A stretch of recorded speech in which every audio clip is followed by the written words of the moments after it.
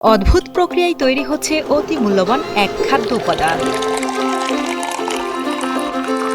শুকনো কাঠ টুকরো টুকরো করে কেটে দীর্ঘ প্রক্রিয়ার পর পাওয়া যায় এমন রক্তের মতো লালচে রস, যা পরবর্তীতে পরিশোধিত হয়ে রূপ নেয় এক পরিচিত খাদ্য সামগ্রীতে।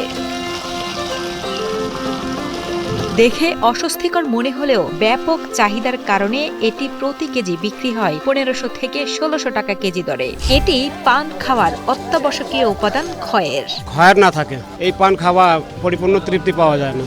খয়ের একটি প্রাকৃতিক ভোজ্য উপাদান, যা তৈরি হয় বিশেষ এক ধরনের গাছের ছাল এবং গাছের কাঠ থেকে। স্থানীয়ভাবে একে বলা হয় খয়ের গাছ, যার বৈজ্ঞানিক নাম অ্যাকেসিয়া কেটুচু।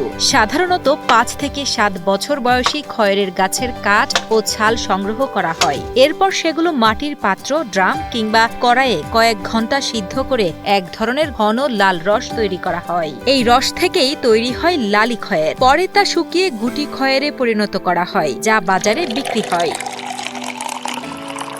বর্তমানে স্থানীয় বাজারে ভালো মানের কাঁচা লালি খয়ের বিক্রি হচ্ছে প্রায় 36 থেকে 38 হাজার টাকা প্রতি মণ দরে। শুকনা গুটি খয়ের দাম 1500 থেকে 1600 টাকা কেজি। তবে বেচাকেনা কম বলে লাভ হচ্ছে না বলে জানান ব্যবসায়ীরা। শহর বাস থেকে খয়ের গাছ কিনে এনে তারপরে দিন ছোটো ছোটো কাটে, কাটার পর পাতি দিই, তুলি জাল দিই, জাল দেওয়ার পর কষ করার পর হাট পাতির নামায়, পাতির নামা ও করতেন ডলার পর করে হাট পাতি ঢালার পর শেষ। এটা দিনাজপুর যায় বেশি। আমরা খড়ের শিল্প, এটা আমাদের এই চারঘাটে এটা শিল্পটা ছিল। এটা প্রায় সারা বাংলাদেশে ছড়ায় যেত এটা এই চারঘাট থেকে।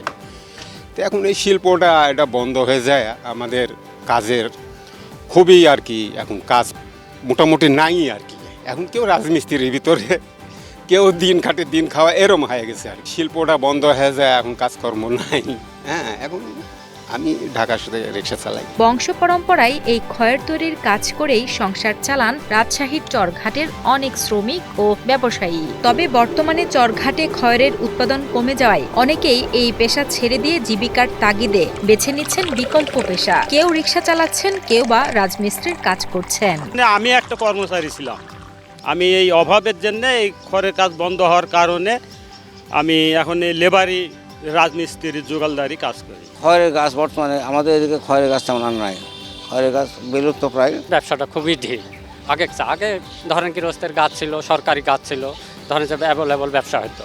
আকৃতিমূলক চা এখন আর সে ব্যবসা নাই ভাই, এখন খুবই কম। এখন ধরেন যে হালকা পাতলা কোনো রকমে চলে ব্যবসাটা, ধরে রাখার মতন করে এই ধরে রাখি এই পর্যন্ত। আমরা জোয়ার থেকে গাছ নিয়ে আসি এখানে চারঘাটে বিক্রয় করি। কিন্তু আগে যে ব্যবসাটা ছিল সেই ব্যবসাটা এখন আর নাই।